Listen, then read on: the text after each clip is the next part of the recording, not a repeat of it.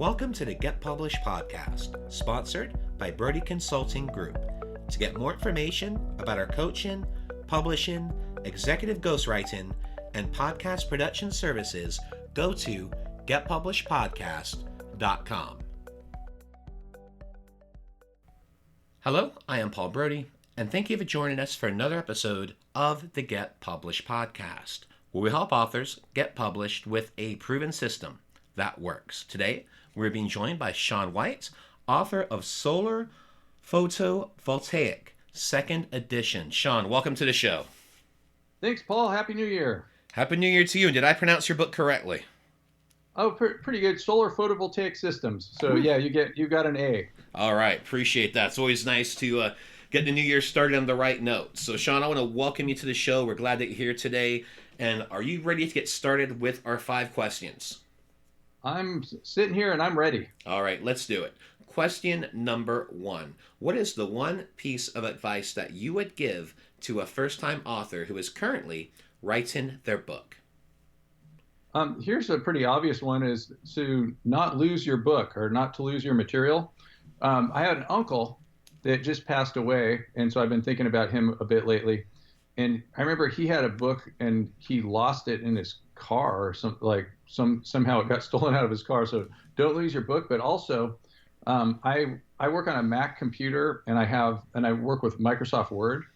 And I've had a number of times where my computer crashed, and I'm thinking like I have all the backup going, and I have like every kind of backup where it backs it up every 5 minutes on my Word, and it backs it up with Dropbox or something similar to Dropbox, and somehow things get lost. Or even with something like Dropbox, you can write over something that you've already done by clicking the wrong button, and I've lost a couple of days worth of work before, and it seems like you lose a couple of days worth of work, and instead of spending a couple of days to make up for it, you spend a couple of days and even maybe a couple more days trying to figure out how to revive that old information, and then you start on it again, and it's not a good feeling to go in when you're writing. It gets you out of the wrong mindset when you're trying to make up for stuff that you already wrote.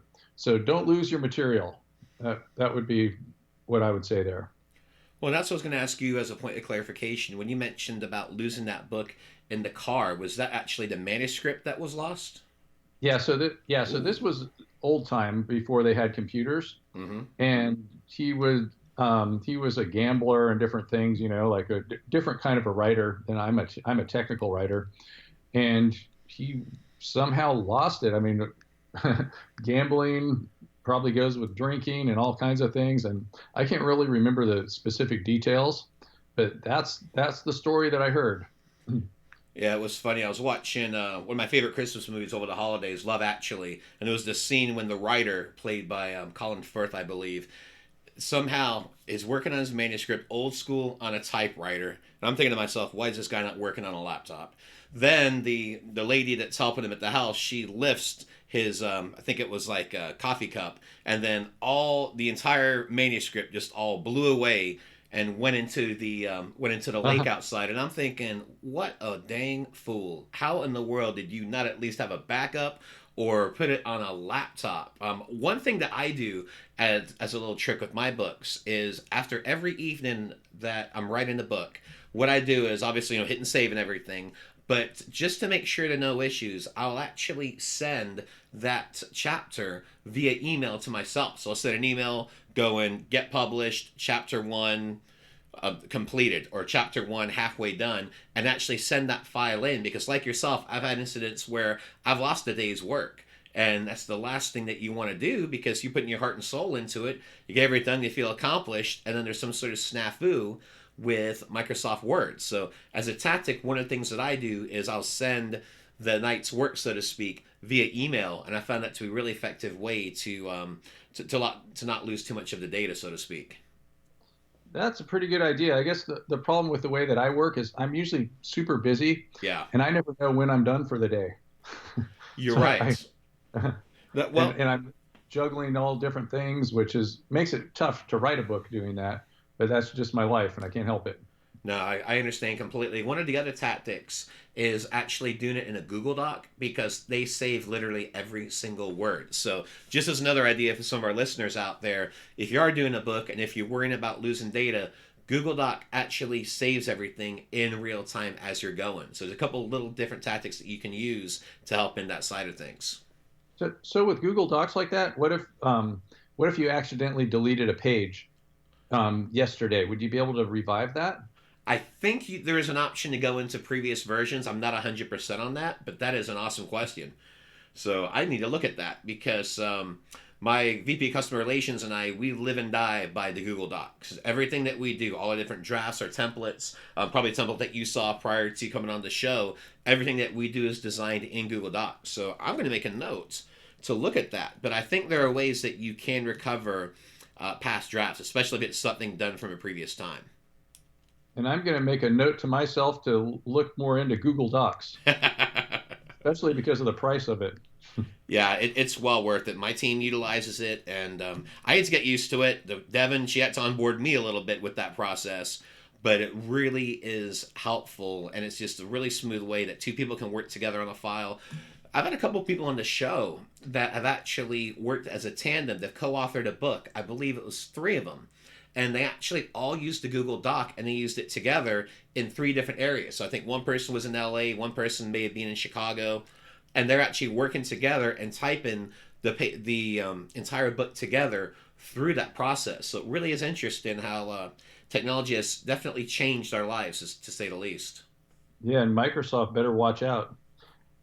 Oh When yeah. when I read things like that, I start saying bad things about Bill Gates. But Well, let's talk about the publishing side of this. So, what do you feel is the hardest part about getting published? for me, it was a really long process. And a funny thing is, I can't really even remember how it started. Like it was like I ran across somebody that worked for a publishing house called EarthScan, and then things moved really slow, and it took a few years. And then the name of their company even changed. It was like EarthScan merged with Taylor and Francis, merged with Routledge, and all the people that I was working with changed. And then I guess probably the hardest part is meeting deadlines, which I think is beyond hard. It's almost impossible. Well, especially if you live, you also live another life. And so it's like meeting the deadlines. I have a feeling you might know better than I do that people just don't meet deadlines. And I guess there's also just different kinds of people, but meeting a book deadline is pretty difficult.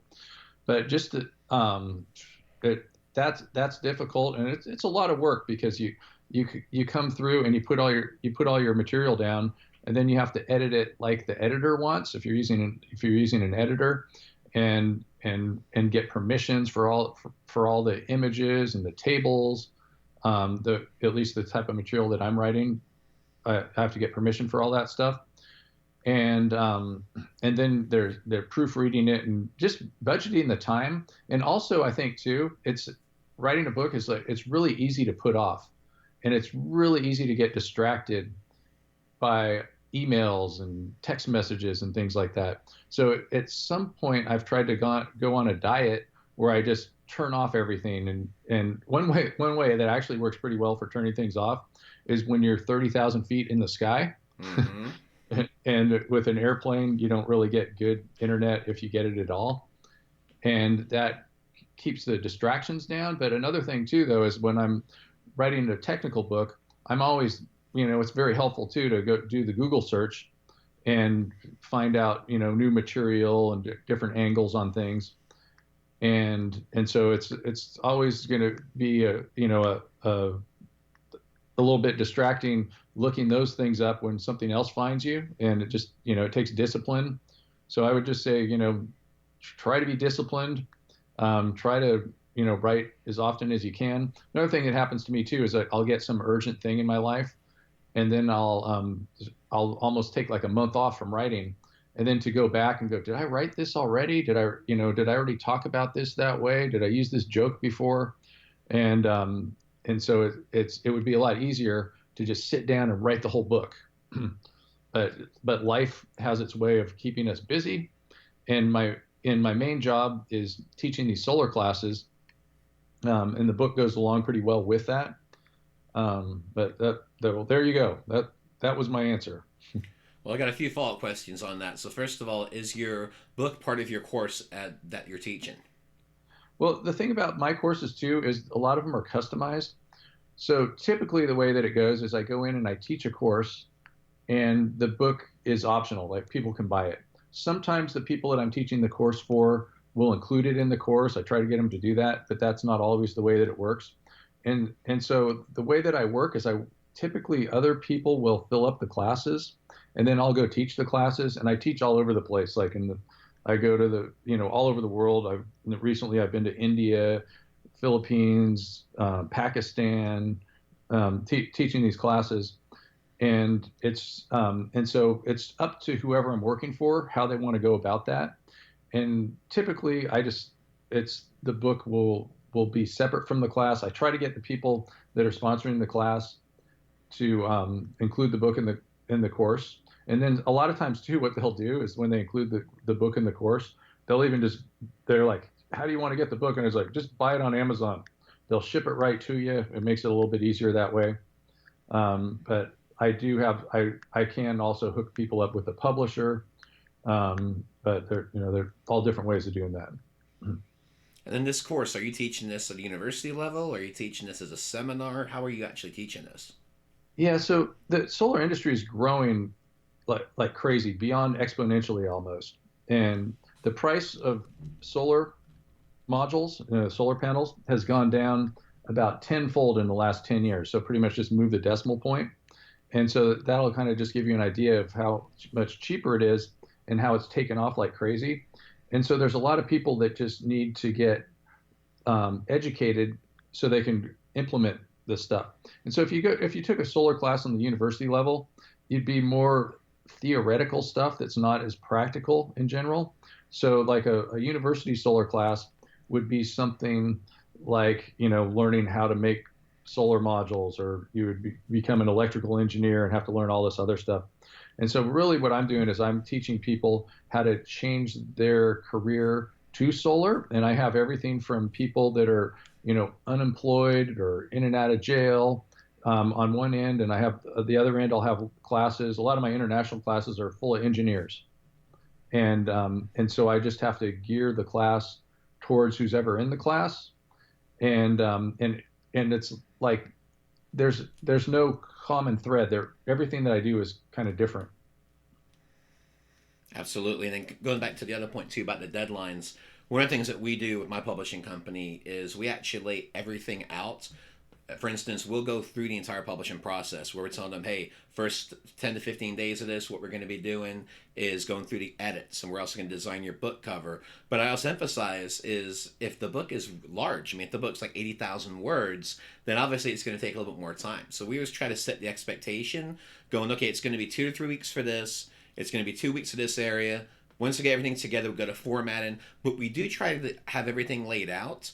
But you also want to have flexibility that, well, not everyone's going to make their deadlines. So, yes, is it an expectation that we'd like to get this done in 15 days? Absolutely. But sometimes we might need a few extra days. Sometimes we might need an extra week. So I think it's just setting those expectations out early and walking people through a timeline. And I think that makes deadlines a little less intimidating when you can make the expectation that, yes, we expect to have it done this day. However, if you need a little bit more time, or if our editor needs some more time, then we can have that flexibility. But I think the main thing is just having someone as their guide and communicating clearly through the entire process. And I think if you do that, then it makes things a lot easier to get things done. Mm-hmm. Yep. Yeah, that would be great. And I think with me too, though, with my life, it's like I don't know when my classes are going to happen. And so somebody might say, I need you in 2 weeks, in a place that takes 24 hours to fly to. Yeah. And I'll have every intention in the world. Like when I went to India recently, I had every intention in the world of, finishing the second edition of my second book in the air. And then you get on the airplane and you're kind of tired, and you get a seat that doesn't have too much leg room, and the computer's right in your face, and the person in front of you tilted their seat all the way back. and and then there's a good movie on. You're absolutely right. And the reason I mentioned that is typically when I fly now, I fly either business class or first class. And the main reasons it's not for any type of proud thing like, hey, I'm going to be in the fancy seats. Nothing to do with it. It just makes me a lot more productive. So I was on a flight to Vegas last month, flew first class, both there and back. And on the leg there, I was able to get so much done work wise. I had two iPhones going and my iPad, and I was able to sit back, relax, be comfortable, and get a lot done. However, on the plane trip back, I just relaxed and read for 3 hours. So I think that's one of the things too is that you have to be comfortable, and sometimes you have to pay a little extra to get that business class seat or miles or go first class because it really does make a difference in regards to your productivity. Because you're right, most of the time you're not going to have Wi-Fi. If it's in the continental U.S., you might, but if you're flying over to Maui or flying internationally, you're going to have very little Wi-Fi available. So you got to be productive, but to be productive, you also have to be comfortable. Yeah, I've even noticed that Economy Plus. Well, that's what I have when I fly on United because I have a lot of miles with them. Yeah. I think it's about 2 more inches, and it makes all the difference in the world Mm-hmm. for me. First class, that would be great, um, but I don't get to do that too often when other people are buying my tickets. Yeah. But that I was reading another book that was actually trying to get focused on finishing the book because it's with so many distractions, or I should say reading. I really should say it was an audio book, and it was called Deep Work. And I remember one of the things that it was talking about was some guy took a round trip ticket to Japan just so he could write a whole book, and he wrote a whole book with like a first class round trip ticket to Japan, so that he could really focus up there. Went and spent a couple hours in the airport and turned around and came back.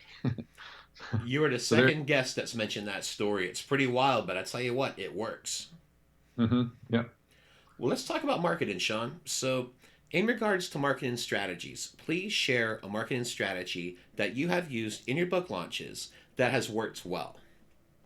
Yeah, and so with my book too, it's a very niche market, and so most of the people that are reading my book are people that are getting ready for certification exams for something called NABCEP, North American Board of Certified Energy Practitioners. And there's no other books out there that are like mine really. And so I pretty much, I have this niche market. It's definitely never going to hit any kind of New York Times list or anything like that. But and I've had people like say that they went to take the exam and everybody's standing there with my book.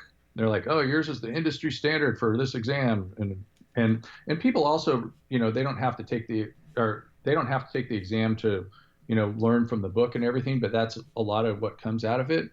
And so also I do a lot of talks at the different solar conferences, and so a lot of people that are solar engineers, solar designers, things like that, they already know who I am. So it's marketing to the general public isn't going to work too well with a specific solar book. I mean, it's like as far as like who's read my book, it's like none of my family's ever read my book, and I don't expect them to because they're not solar professionals. But it's a lot of solar professionals have read the book, and there's only so many solar professionals in the world, and so a lot of them are people. I mean, I've taught thousands of people in my classes, so a lot of them are people that have taken my classes, and the industry's growing, so that would mean that the target audience for my book is growing. And then also the publisher that I work with, they'll have their little marketing campaigns, and it turns up on Google and it turns up on Amazon. And I guess that's kind of I try to market myself any way that I can too, and I figure I'm kind of good at doing that just for marketing myself for classes and getting out there. But that's kind of about it. It's a little bit different, I think, than most people when they're marketing to a more broad audience. So mine is just more of a niche audience. So. Well, let's talk about your favorite book. So, what is your favorite book, and what was the number one thing that you learned from it? So yeah, and so I guess I would have like a couple of different ones. So like my when I was younger, I read a book a couple of times called Earth Abides, and that was like my all-time favorite book.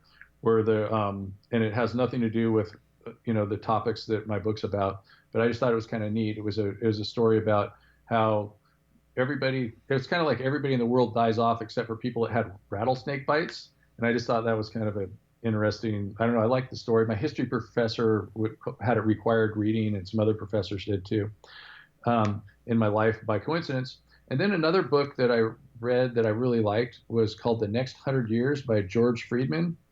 And this guy like is predicting the future for the next 100 years. And I thought that that was kind of amazing.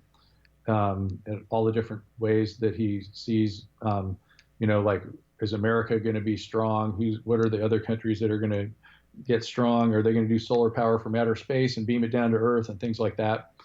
And so there we're getting a little bit into solar. And then I mentioned too, when I was answering one of your previous questions, that book called Deep Work. That was kind of a good one because it helped me focus on things instead of getting too distracted. Because in a digital age, it's really super easy to get distracted. And multitasking sounds like a good thing, but then it's really, you're just losing track of what you're doing, and it takes time to get back and focused on what you're doing in the first place. So that was a good audiobook. And then there's another book that I just that I've been doing recently, and it's called Quantum Memory by this guy that's the 7-time world memory champion, named Dominic O'Brien. And I learned how to so I've just recently memorized pi to 100 digits, and I actually only spent about a couple of hours doing that. And then when I can't sleep at night, I'm just like going, okay, 3.14, and he's got these neat techniques. And I kind of think that with education in general, if people spent like even up to like a year just learning how to memorize things in creative ways, it would be really good for their future in education. If you could just like memorize anything, it takes a lot of creativity to do that. And I'm just a beginner at memory. But it just seems like it's something that would be very, very beneficial for somebody, say, going to college, to be able to just like, memorize things quick. And for a final question, what is your favorite quote and why? So Albert Einstein said something like, make everything as simple as possible, just not simpler. And so that's one of the things about my books too, that I think sets them apart from a lot of other books and educators themselves just teaching classes, is I try to use normal words to explain things and analogies instead of talking over people's heads. So when I go to these scientific conferences, sometimes I present at a scientific conference, and you're sitting there and you have these people that are the smartest engineers in the world, and nobody in the audience knows what they're talking about. And I try to be the opposite of that and make things simpler, but Einstein said not too simple, but I try to approach as simple as possible. Sean, I want to thank you for being a guest on this show. What is the best way for people to find you online? So I guess I have my resume posted at MaximumPowerPointTraining.com. That has my email address, my phone number. I also have like a bunch of websites that I kind of joke that I say, oh, they're kind of from the 1970s, because I always want to update them, but then I just get too busy with life to make the website like I want it to. But so I have WhiteHouseSolar.com, SeanWhite.org, WhiteHouseEnergy.com, and PVStudent.com. Well, Sean, I want to thank you once again for being on the show, and I wish you all the best in your author journey ahead. Thanks so much, Paul. Thanks for having me. Thanks again for joining us today. To learn more about how you can be featured in our brand new Get Published business book, go to getpublishedpodcast.com.